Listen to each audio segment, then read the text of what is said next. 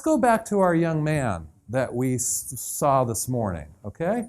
And let me begin where we began before, which is we began with him yelling. I'm going to start there, but now let's watch what happens as this goes on a little bit further.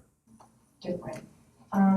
It's pretty much, we can keep coming and we can keep trying and, pretty much this is the chance you have, Ted, to maybe make it a little bit better at home. What makes it different from any of the other 600 that I've been to?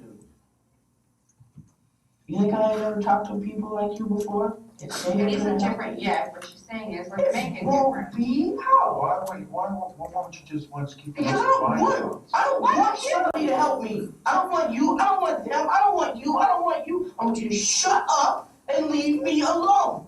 All of you, shut up and leave me alone. And then what's going to happen to you? I'm gonna do it myself. I don't want anything. I will take care of myself. Stop worrying about me. You stop.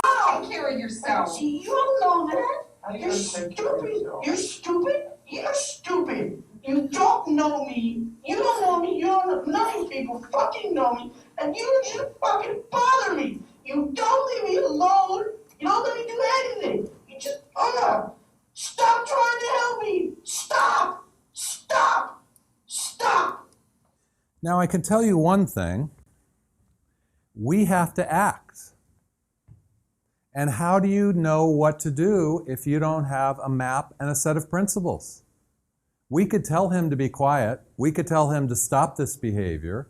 We could do what many therapists do, which is to say, you'll never get anywhere unless we don't yell, let's all have respect in the room. But trust me, if he's going to yell at his parents that way, he'll just yell at you. It's not going to help. So that's why you need a lens to understand and a map to follow, because there are so many possible things to do. The question is to what to do first. Now, this is a first session. So the question is, what's important to do first rather than later? I'm watching from the back room. I'm watching this go on, and I make a judgment that if I don't go into the room and do something, because the therapist isn't doing anything, that if I don't go into the room, he will never come back. So I have to go in to try to get him to come back. All right? Let me help myself. I don't want your help. I don't want your help. I don't want your help. I don't want anybody's help but my own. And I'm not going to let anybody help me. Well, you got no chance of pulling that I'll off stay here. unless you communicate some goal. I'm not communicating shit with You're anybody. going to help yourself but do myself. what? Anything. Stop bothering me. Stop bothering me. Stop talking to me. All right? I don't want to, and I'm not going to participate. It sounds to me like she's got lots of evidence that there's good reason. So where do you think this comes from? This bad behavior. I switched to a different part. I want to show you something a little bit different. Where do you think this comes from? Is he a bad kid? Hard to know. Let's look and see what his parents say about where this comes from. This is in a second session, and the mom's going to give you a little bit of history about where it comes from. So this gives us an idea of what's behind things.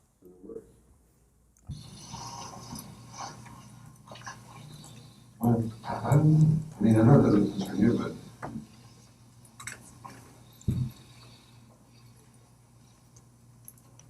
so what else here? Alcohol, drug use. You said there's a long history of things that give you good reason to worry. Yeah, he started when he had to change school from elementary school to middle school. The first thing that happened then was he started hurting himself in order not to go to school. He feigned illness the first week, the second week, the third week. I'm sick, I'm tired, my stomach hurts. But then I saw that he didn't want to go, he didn't go anyway. And then he started hurting himself, cutting himself. He went to school. I had one day at school where I got called out of my class. I told you I teach communications day. I called out of class to go to the hospital. My son had been taken from school, Sunrise Children's Hospital, because he was coughing up blood. He had reached into the back of his throat and cut his throat to make himself appear to be coughing up blood. and then vomited himself with vomit and blood so that they took him to the emergency room. Take him to, went, called by the nurse day after day. We used to joke about it. We gotta stop meeting like this. Hurt himself in order not to go to school.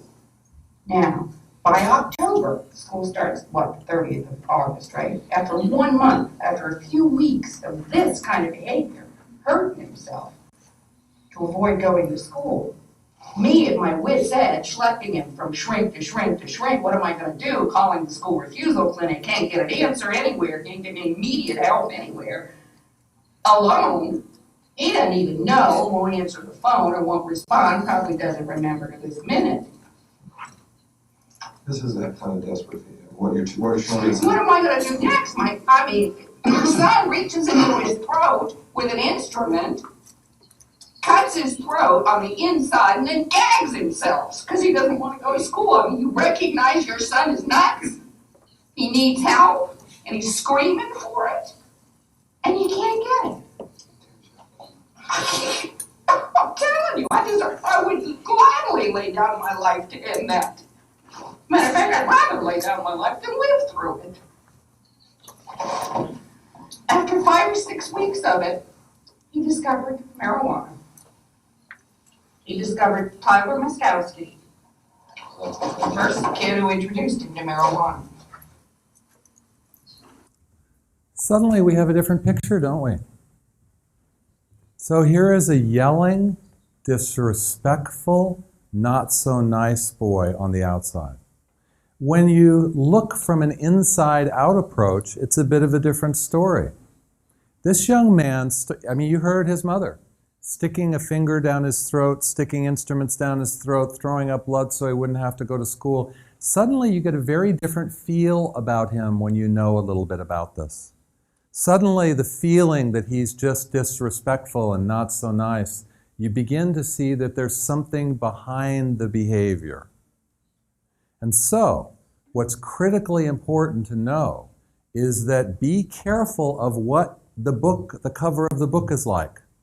Because on the inside of the book, it may be an entirely different story. And it is. The question is, we now have to take the outside behavior and the history. And we have to find a way to take that and move ahead in therapy and in treatment. So let's take a minute before we see what happens in the room to talk about the lens. Now lenses, they're delightful, right? A delightful way to look at the world. But we know that behind the scene there's something complicated enough that we have to look carefully. Now lenses can also be enormously complicated. There's a physics behind lenses that's very complicated. For us users, the physics behind lenses is pretty easy. But for us in FFT, the lens is about our core principles. It's about the focus. So let's take a second and see what that is. So it's a set of principles. How do problems develop? How do people function? How does change work? And how do they work together? And this begins in an FFT lens with what is our basic unit of analysis. And it's interesting because the basic unit of analysis for many people is what's the cause. And in fact, I guess I would suggest that probably for many of you, many of us, me too, I'm quite interested as to why. I'm really very interested in what the cause is. And this one's not in your slides, I don't think, so just bear with me for a second. So the interesting thing is, see, I'm getting better. I'm getting a little bit better. I'm learning Korean. Well, I'm learning Korean behavior, So the interesting thing is we all want to know what the cause. Was this boy, did he have a trauma? Did he not learn right? Was he not raised right? You know, that is what many psychotherapies do is they begin to look at the cause. Quite honestly, the cause doesn't help so much. That will not help us deal with what you saw. If you know the cause, you still have to deal with it. So the cause isn't helpful. So from an FFT perspective, our first principle is this. How does that yelling and screaming work? What does it get people? And what is the relational pattern that it fits within? Now that's a very different question to ask. This is a question that says how, not why. And how is something that can help you work in therapy. Why doesn't help you quite as much. So in this perspective, this is how it works in our lens. The behavior you saw in him is the symptom. He does with his teachers what he did with the therapist. He does with his mom what he did with the therapist. And the really thing that's not so smart, he did that same thing with the judge. Not a good idea. Judges don't like that so much. And so that's the symptom. They sent him to us to fix that behavior. But if we want to understand what's behind it, we have to realize that that behavior is part of a larger system. School, context, extended family, etc. We also have to know, and from our perspective, that behavior is also part of his biology and his internal world. You know what? It's not so often that kids stick instruments down their throat and cut their throat. This boy probably has social anxiety disorder. That probably is in part biological.